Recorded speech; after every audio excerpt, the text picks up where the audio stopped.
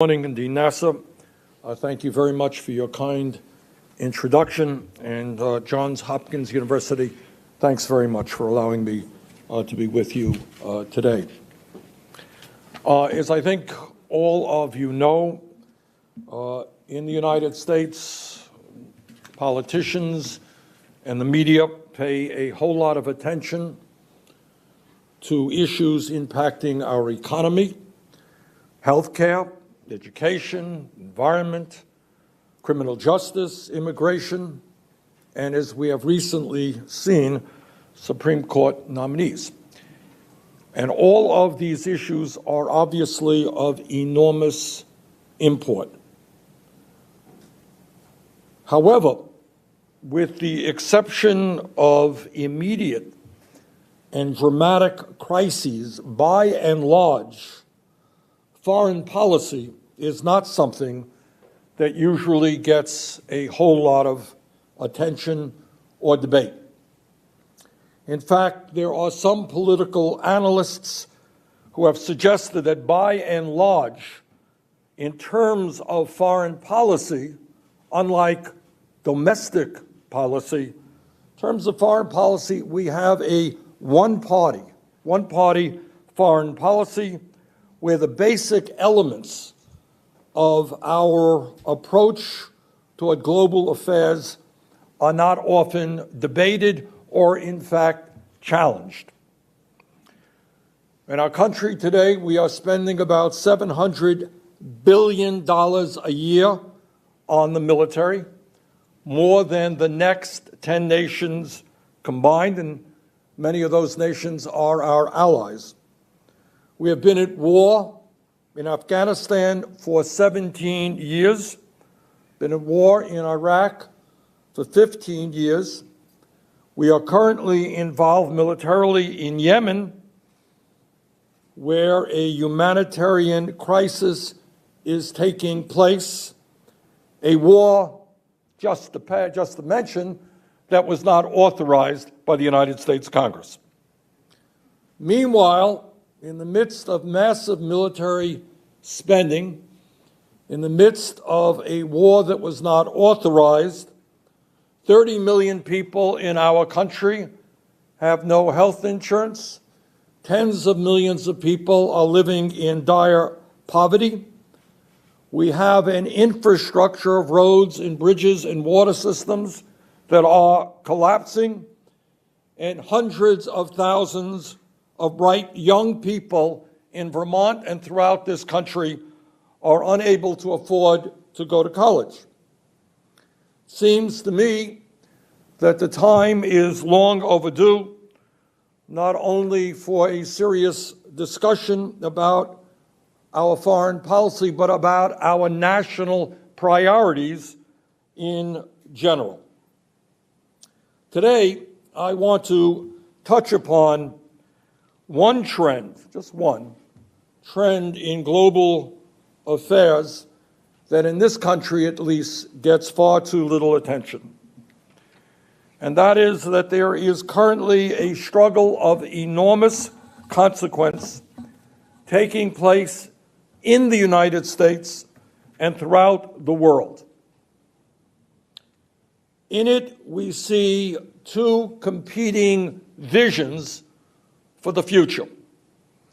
On one hand, we see a growing worldwide movement toward authoritarianism, toward oligarchy, and kleptocracy. On the other hand, we see a growing movement toward strengthening democracy, toward respecting diversity, toward fighting for egalitarianism and for economic, social, racial, and environmental justice.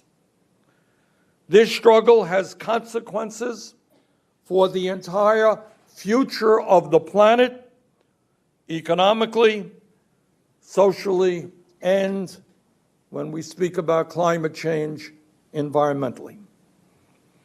In terms of the global economy, I ask you to take a look with me where we are today in terms of the global economy. Today, we see massive and growing income and wealth inequality, where the world's top 1% now owns more wealth than the bottom 99%. 1%, 99%. Where a small number of huge Wall Street and international financial institutions exert enormous impact over the lives of billions of people in countries throughout the world. Further and importantly, many people in industrialized countries are questioning whether democracy can actually deliver for them. They look at their lives, they look at what is going on in their families, and they find themselves working longer hours for lower wages than they used to. They're falling further and further behind economically. In countries around the world, certainly in the United States, they see big money, billionaires buying elections, and they see a political and economic elite growing wealthier, even as their own children's future grow dimmer. In fact, in the United States, for the first time in the modern history of our country, our younger generation stands a good chance of having a lower standard of living than their parents. In these countries, we often have political leaders who exploit these fears of economic insecurity by amplifying resentments, stoking intolerance, and fanning ethnic and racial hatreds among those people who are struggling. We see this very clearly in our own country, where it is coming from the highest level of our government. But it should be clear by now that Donald Trump and the right-wing movement that supports him is not a phenomenon unique to the United States. All around the world, in Europe, in Russia, in the Middle East, in Asia, Latin America, and elsewhere, we are seeing movements led by demagogues who exploit people's fears, prejudices, and grievances to gain and hold on to power. Just this past weekend, in Brazil's presidential election, right-wing leader Jair Bolsonaro, who has been called the Donald Trump of Brazil, made a very strong showing in the first round of voting, coming up just short of the 50% he needed for victory. Bolsonaro has a long record of attacks against immigrants, minorities, women, against LGBT people. Bolsonaro, who has said he loves Donald Trump, has praised Brazil's former military dictatorship and has said, among other things, that in order to deal with crime, police should simply be allowed to shoot more criminals. This is the person who may soon lead the world's 5th most populous country and its 9th largest economy. Meanwhile, at the same time, Brazil's most popular politician, former President Lula da Silva, is imprisoned on highly questionable charges and prevented from running again despite polls that showed that he was in first place. Bolsonaro in Brazil is one example. There are others which I will discuss. But I think it's important that we understand that what we are seeing now in the world is the rise of a new authoritarian axis. While the leaders who make up this axis may differ in some respects, they share key attributes intolerance toward ethnic and religious minorities, hostility toward democratic norms, antagonism toward a free media, constant paranoia about foreign plots, and a belief that the leaders of government should be able to use their positions of power to serve their own selfish financial interest, i.e. kleptocracy. Interestingly, many of these leaders are deeply connected to a network of multi-billionaire oligarchs who see the world as their economic plaything. Those of us who believe in democracy, who believe that a government must be accountable to its people and not the other way around, must understand the scope of this challenge if we are going to confront it effectively. We need to counter oligarchic authoritarianism with a strong progressive movement that speaks to the needs of working people, that recognizes importantly that many of the problems we are faced with are the product of a failed status quo.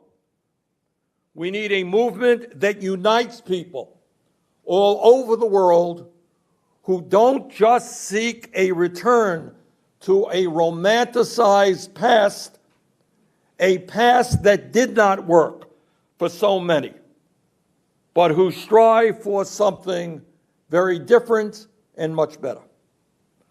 While this authoritarian trend certainly did not begin with Donald Trump, there is no question that other authoritarian leaders around the world have drawn inspiration from the fact that the president of the world's oldest and most powerful democracy is shattering democratic norms, is viciously attacking an independent media and an independent judiciary, and is scapegoating the weakest and most vulnerable members of our society.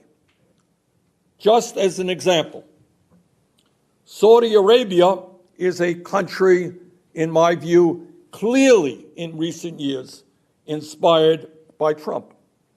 Saudi Arabia, let us not forget, is a despotic dictatorship that does not tolerate dissent, that treats women as third-class citizens, and has spent the last several decades exporting an extremist form of Islam to countries around the world. Saudi Arabia is currently devastating the impoverished country of Yemen in a catastrophic war in alliance with the United States. And by the way, while we talk about Saudi Arabia, I would like to take a moment to note the disappearance of Saudi journalist Jamal Khashoggi, a critic of the Saudi government who was last seen entering the Saudi consulate in Istanbul, Turkey, last Tuesday. Over the weekend, Turkish authorities told reporters that they now believe Khashoggi was murdered in the Saudi consulate, murdered in a consulate, and that his body disposed of elsewhere. We need to know what happened here. If this is true, if the Saudi regime murdered a journalist critic in their own consulate, there must be accountability, and there must be an unequivocal condemnation by the United States. But it seems clear that Saudi Crown Prince Mohammed bin Salman feels emboldened by the Trump administration's unquestioning support. Further, it is hard to imagine, I want you to think about this for a moment, hard to imagine that a country like Saudi Arabia would have chosen to start a fight this past summer, you may recall, with Canada, over a relatively mild human rights criticism if Mohammed bin Salman, who is very close with presidential son-in-law Jared Kushner, did not believe that the United States would stay silent on this human rights issue. 3 years ago, short period of time, who would have imagined that the United States of America would refuse to take sides between Canada, our democratic neighbor and second largest trading partner, and Saudi Arabia on an issue of human rights? But that is exactly what occurred. It is also hard to imagine that Israel's Netanyahu government would have taken a number of steps, including passing the recent nation-state law, which essentially codifies the second-class status of Israel's non-Jewish citizens. Hard to imagine that they would have aggressively undermined the long-standing goal of a two-state solution. Hard to imagine that they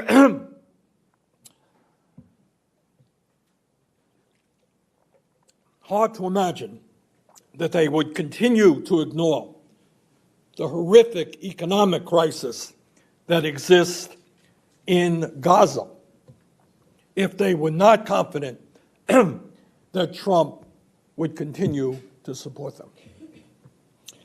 And then there is Trump's very cozy relationships with Russian President Vladimir Putin, whose intervention in our 2016 presidential election Trump still fails to acknowledge.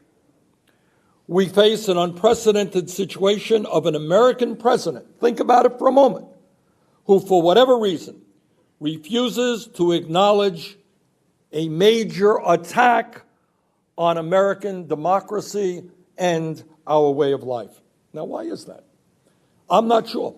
I really don't know what the answer is. Perhaps he really doesn't understand what happened, or perhaps he is under Russian influence because of compromising information they may have on him, or, frighteningly, perhaps he is ultimately more sympathetic to Russia's strongman form of government than he is to American democracy.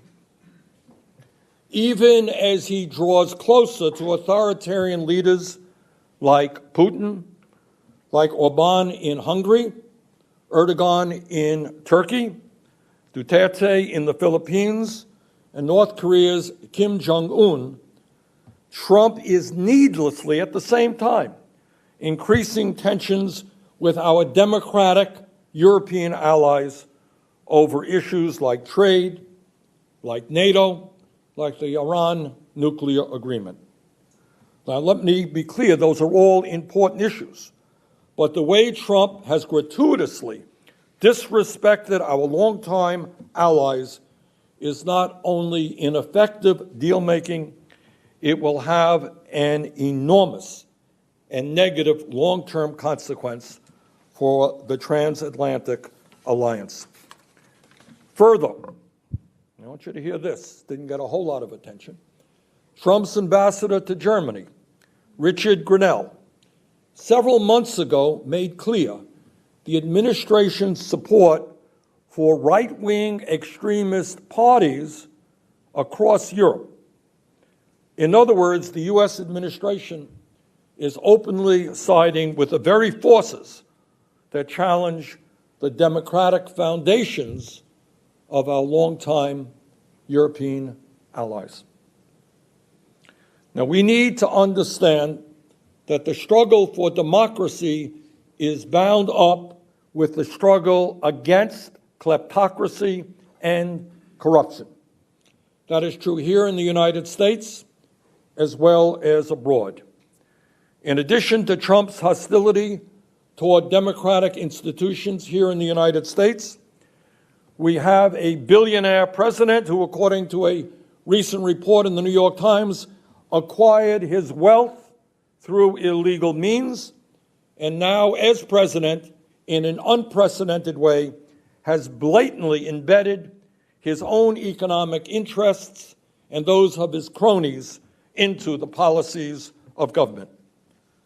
One of the consistent themes of reports coming out of the investigation into the Trump campaign is the effort of wealthy foreign interests seeking influence and access with Trump and his organization, and with close Trump associates seeking to trade their access for the promise of even more wealth.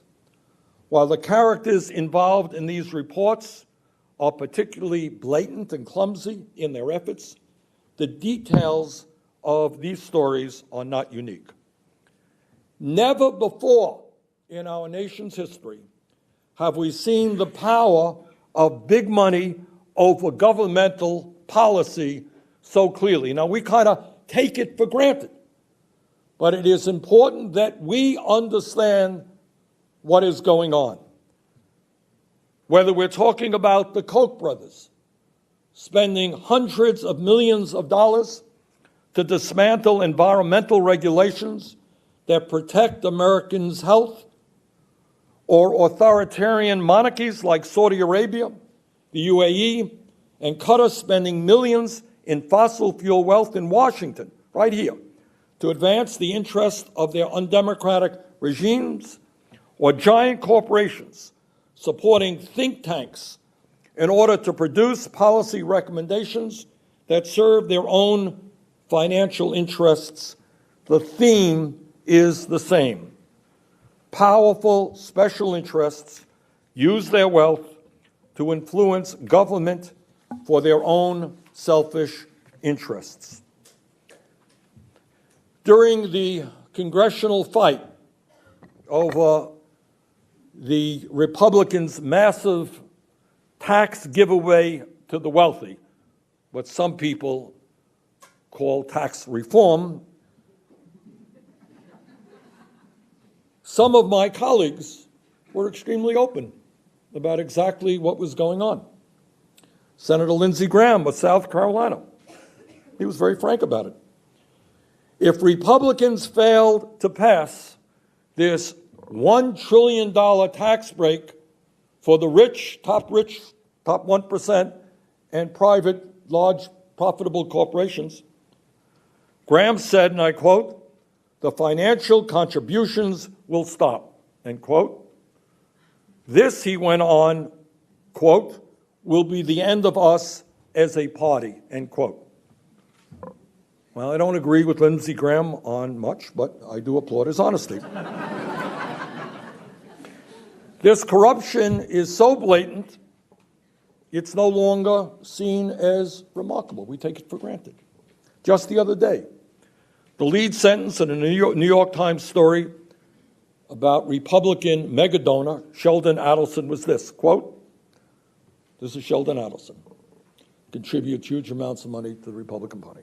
Quote, "The return on investment for many of the Republican Party's biggest political patrons has been less than impressive this year," end quote. It's not talking about his investment in Amazon or General Electric. That was his investment in the Republican Party. Return on investment less than impressive this year. The idea that political donors expect a specific policy result in exchange for their campaign contributions, a quid pro quo, is the definition of corruption. It is right now absolutely out there in the open. It is no longer even seen as scandalous. It is something that we take for granted. This sort of corruption is common. We are going to leave Senator Sanders' remarks for a moment, take you live to the U.S. House, meeting for a brief pro forma session. We'll bring you back to the School of Advanced International Studies shortly.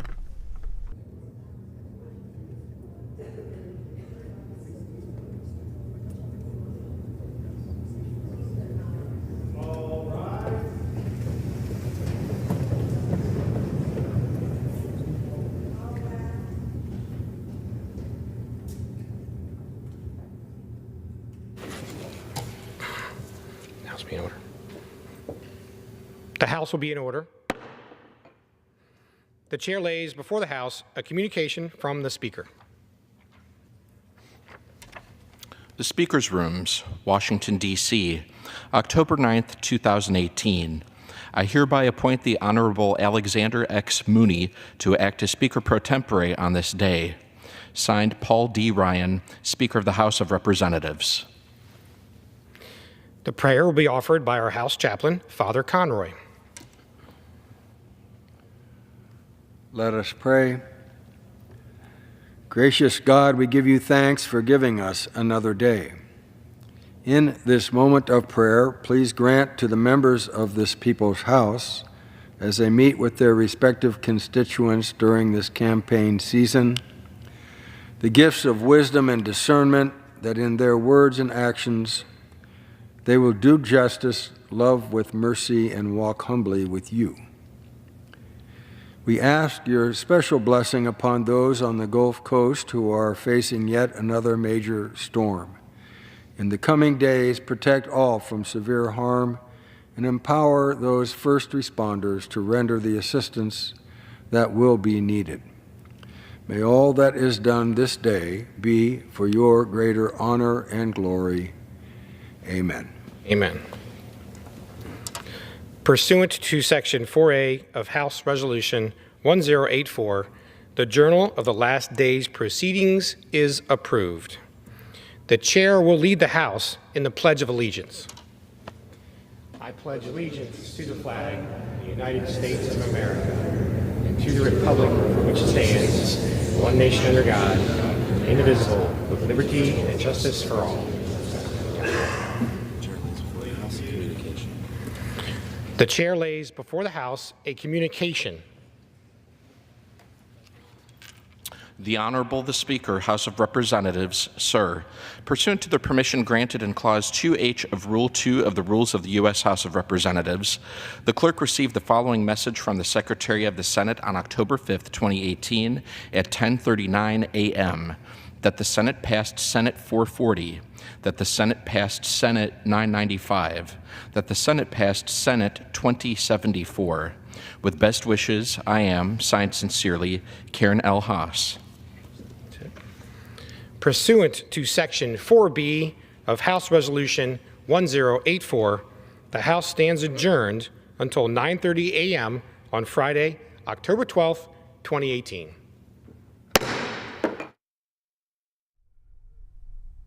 The House is meeting every few days this month for pro forma sessions since the Senate is in session. Legislative work in the House resumes after the midterm elections, Tuesday, November 13th.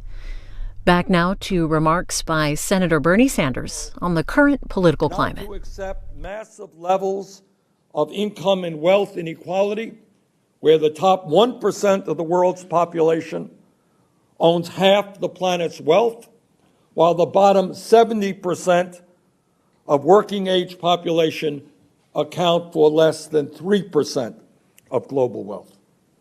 It is not to accept a declining standard of living for many workers around the world, nor to accept a reality of 1.4 billion people today living in extreme poverty, where children in country after country today are dying from easily preventable illnesses.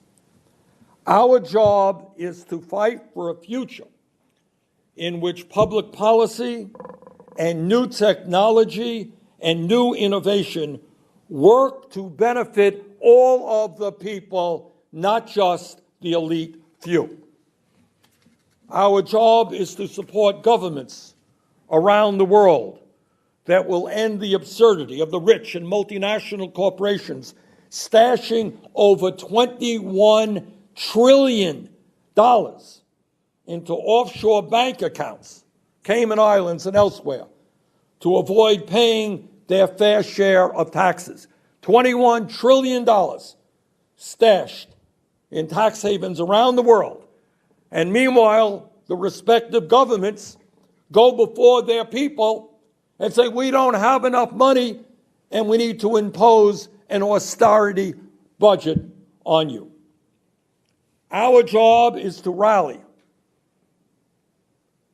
the entire planet to stand up to the fossil fuel industry, which continues to make huge profits while their carbon emissions destroy the planet for our children, our grandchildren, and future generations. The scientific community is virtually unanimous in telling us that climate change is real, climate change is caused by human activity, and climate change is already causing devastating harm in the United States and throughout the world. Further, what the scientists tell us is if we do not act boldly to address the climate crisis, this planet will see more drought, more floods, more extreme weather disturbances, more acidification of the oceans, more rising sea levels, and as a result of mass migrations, there will be more threats to global stability and security. A new report from the United Nations Intergovernmental Panel on Climate Change, the IPCC, released just the other day, warns that we only have about 12 years to take urgent and unprecedented action to prevent the rise in the planet's temperature that would cause irreversible damage. The threat of climate change is a very clear example of where American leadership can make a difference in the world. Imagine if we had a president who not only did not think that climate change was a hoax, but was pushing policies every day that make a bad situation even worse. The truth is that Europe cannot address climate change by itself, although some of the countries there are doing a very good job in trying to transform their energy systems. China can't do it alone, although they are making some important efforts. And the United States can't do it alone. This is a crisis that calls out for strong international cooperation if we are to leave this planet in a way that is healthy and habitable for future generations. In the struggle to preserve and expand democracy, our job is to fight back against the coordinated effort, strongly supported by the president and funded by oligarchs like the Koch brothers, to make it harder for American citizens to vote. So not only in the struggle for democracy here do we have to take on a corrupt campaign finance system, we have to take on a very coordinated effort in voter suppression, which is making it harder for poor people and people of color to vote. Our job is to push for trade policies that don't just benefit multinational corporations and hurt working people throughout the world as they are written out of public view. Our job is to fight back against brutal immigration policies that will require separating migrant families when they are detained at the border and require children to be put in cages. Our job is to make sure that we commit more resources to taking care of people than we do on weapons designed to kill them. It is not acceptable that with the Cold War long behind us, countries around the world spend well over $1 trillion a year on weapons of destruction, while so many suffer in dire poverty.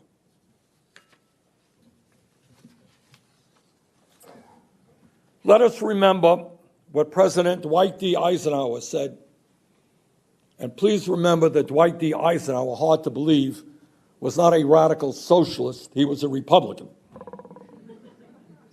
And this is what Eisenhower said in 1953, just a few months after he took office. And remember, this was a four-star general who led American armed forces in World War II. Let us never forget what he said, quote, "Every gun that is made, every warship launched, every rocket fired signifies, in the final sense, a theft from those who hunger and are not fed, those who are cold and are not clothed. This world in arms is not spending money alone. It is spending the sweat of its laborers, the genius of its scientists, the hopes of its children," end quote.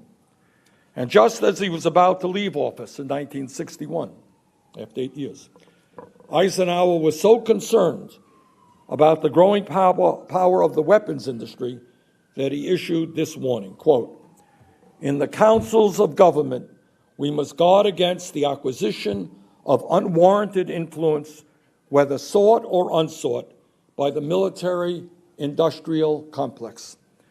The potential for the disastrous rise of misplaced power exists and will persist," end of quote. We have seen that potential more than fulfilled over the past decades.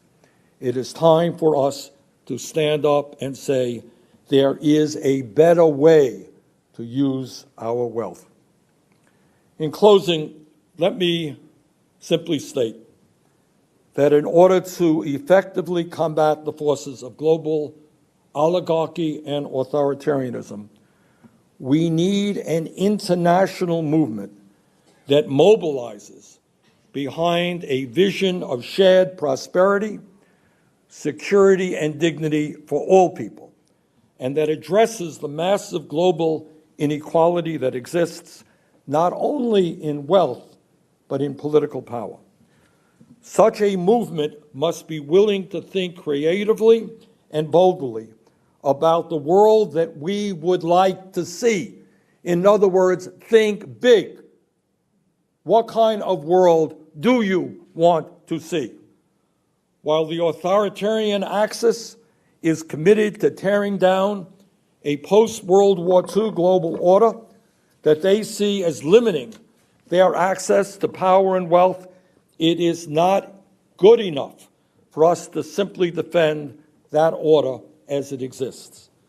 We must look honestly at how that order has failed to deliver on many of its promises and how authoritarians have adeptly exploited those failures in order to build support for their agenda.